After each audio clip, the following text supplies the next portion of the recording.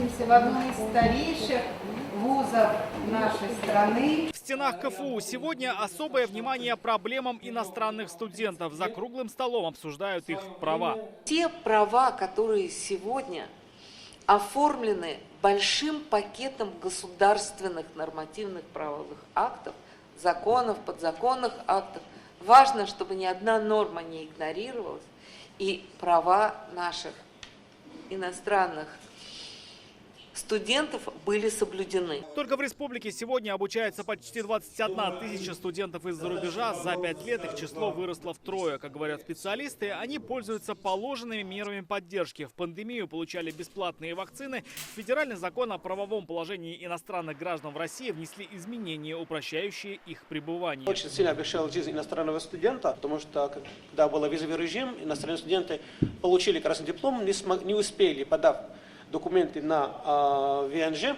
поэтому именно вышло такое решение, что после окончания даже обучения у них РВПО действует еще плюс 80 дней, иностранные студенты, которые могут подать как раз все необходимые документы для поступления или даже для получения ВНЖ.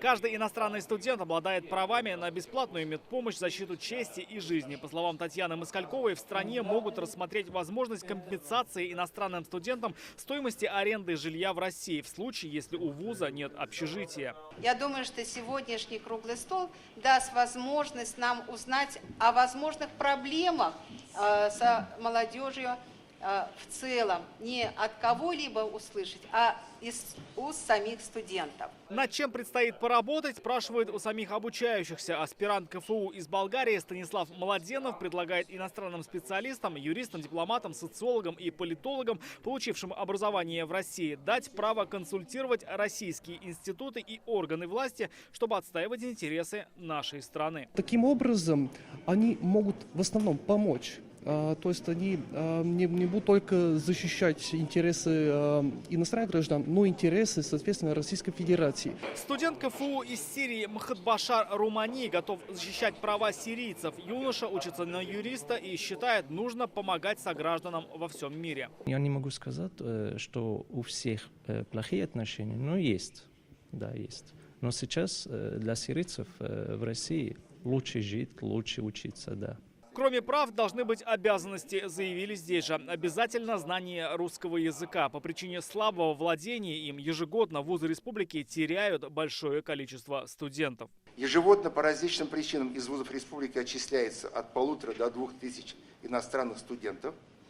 Одной из главных причин этого является слабое владение русским языком, которое не позволяет им осваивать образовательные программы в полном объеме. Следствием этого являются академические задолженности, несвоевременная сдача государственных экзаменов и, конечно, последующее отчисление. Одно из предложенных решений – повысить качество владения русским языком иностранными студентами. Рамиль Шайдуллин, Данил Филатов, ТНВ, Казань.